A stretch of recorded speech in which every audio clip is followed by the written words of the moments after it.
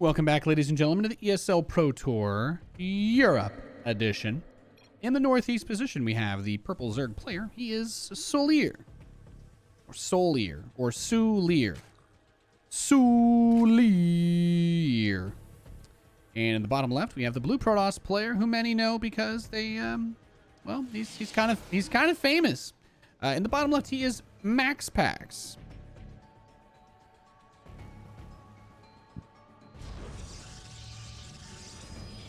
He's pretty good. MaxPax is he's pretty infamous for the MaxPax build, which was a proxy one gate. You go pylon in your main so that you can keep building probes, but you send a probe out at the start of the game to build a proxy gateway, and then you build your cyber core back home and you kind of just play the game out like normally. But the idea of the strategy that he popularized was, and people actually used it in GSL and won with it, was that you're pretty much just throwing a bunch of, like a couple of early zealots to delay it. Usually if they go Reaper expand, you're almost guaranteed to cancel their command center or delay it for a really long time. And that just really gives you like an absolutely fantastic way of being able to put on pressure. And obviously a lot of Terrans have gotten better with it. A lot of Terrans have improved. A lot of Terrans have like been able to get it going in a good way that's allowed them to be able to play better. So it's not as popular now, but he basically made a fad strategy that GSL players used and won with against top Korean Terran players. So a lot of people know about the MaxPax build, and some people on ladder probably still use it on certain ends. When you throw a bath bomb in, do you play CSGO planting the bomb clip? Because you should. It's not really planting it. I don't really know that the word planting is necessarily appropriate. You just kind of drop it in. You could throw it in, I guess. Twilight Council starting up for MaxPax. So is he going to do something weird? Is it going to be normal? He's chronoing out an adept. So my first inclination would be a lot of Protoss players go for the adept or the two adepts at the start.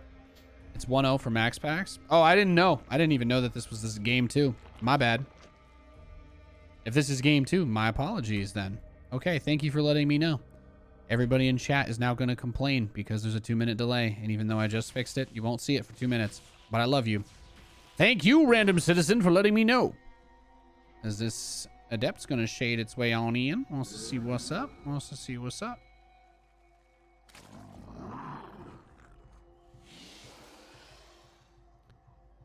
So he's got the Stalker to block. Yeah, Resonating Glaives. Okay. I mean, when he started building the Stalker after the adept, I just kind of assumed that it was going to be like, when he started building, I was like, oh, he's not going to go for Resonating Glaives, I guess. I was like, at first, if he kept building adepts, I was going to say maybe Glaives. But I guess that's why he wants to have the Stalkers, to try and prevent an Overlord from going in and scouting. My only assumption would be that he's going to add maybe a pylon or two for supply, and then we're going to see l'explosion de gateway. Because he certainly can't do a whole lot with just one gateway. I guess with 2 gateways, it could just be like one warp prism. It could just be like one warp prism that he tries to send and maybe pick off a few. Like a harass-focused Resonating Glaives, if that makes sense. I don't know that I've really seen a lot of Protoss players try to do that. But that could be the precise reason why it ends up being strong. Because he's going to go double Stargate behind it. All right. All right, all right, all right. So he's going double Stargate. And he's not cranking out a bunch of gateways. He does want Resonating Glaives because he wants to be able to force SouLeer into a position where he's going to get overly defensive, probably overcommit to the adepts, probably not build any spore crawlers either, and then maybe blindside him. Man, Shane Roddy left this game. He got double Stargate because he could go Phoenix. If he doesn't add spore crawlers, then the possibility of him getting like crazy damage done by just building like 6 oracles and pocketing them and hiding them could work. But it is going to be Phoenix. I do think Phoenix makes the most sense. That's going to be the least risky option here. Now that prism almost gets knocked down going towards the main base. And he's got 2 sets of adepts. Now is he going to send all 4 to one base? Is he going to send 2 to each base? Even with the glaives, like with this many Zerglings, he's still going to have to do a lot of dancing, a lot of micro, etc. Oh my god, I love the Banelings from SouLeer though. Look at the adept split. Neeb style, baby. but not really getting the drones. He's not focusing down the queens, or excuse me, he's not focusing on the drones in that main base. And now he's going to start to build the blind spore crawlers anyway, because he doesn't want to lose anything to possible air units. He also wants to be able to deal with the warp prism for obvious reasons. What are we at right now? 10 drone kills. And then a Dark Shrine. Oh, he's going to go Phoenix DTs. He's going full Roddy. He's going full Rotterdam. Thank you, Pylon Pants, for the 3 months. Hope you're doing well, my dude. I like pylons. I like pants. That's not true. I wear shorts all the time. I only own like 4 pairs of pants now. Just a couple of pairs of Lucky brand jeans. That's about it. That's about it. And I like those pants because they feel nice when I'm sitting on a 12-hour airplane flight to go cast StarCraft. Guess who hasn't had to do that in a while? The guy who's been wearing shorts every day. 2 Phoenix at a time. And he just kind of revealed with that Overlord kill. So is he gonna... Yeah, he's adding extra spores. He's getting his Spire. Going up to 2 spores per base. He's leaving just 1 spore at the 3rd, but all the queens are there. So the Phoenix will be able to kill some Overlords, which will definitely be nice. He's going to be able to probably get some drones here too. Canceling any lifts, I think, is always a little bit risky, though, because you're losing the energy off the Phoenix, regardless of whether or not you cancel it.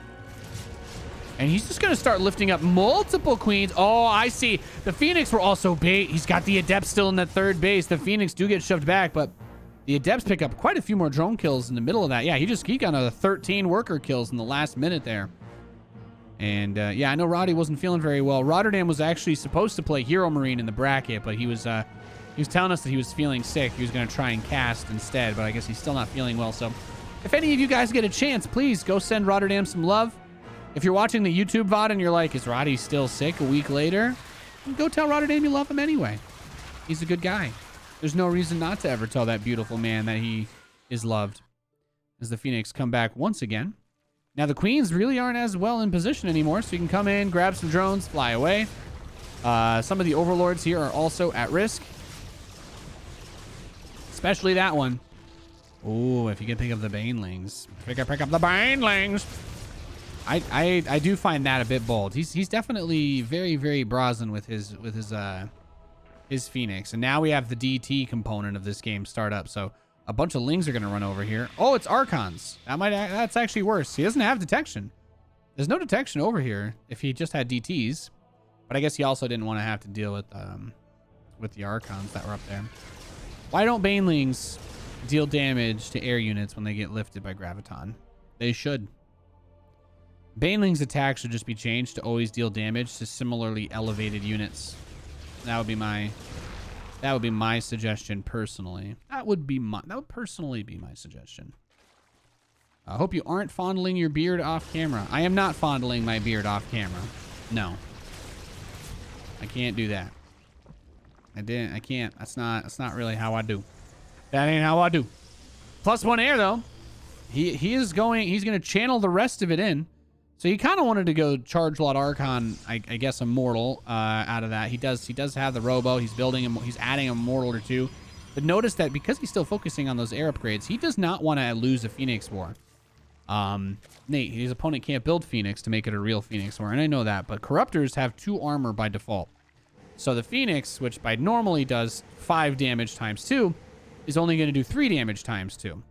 Right? So every single attack upgrade for the Phoenix becomes really, really impactful if they have to fight the Corruptors. Obviously, fighting anything else big, too. But here's the issue.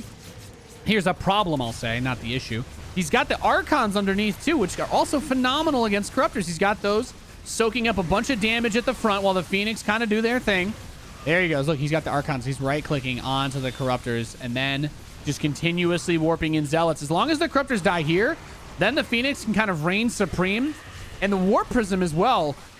Obviously, I think the other big issue as that game does end and the match is over, he just didn't really have any ground units because he had tunnel vision so hard on those Phoenix. Really well played, MaxPax. GG. 2-0 win.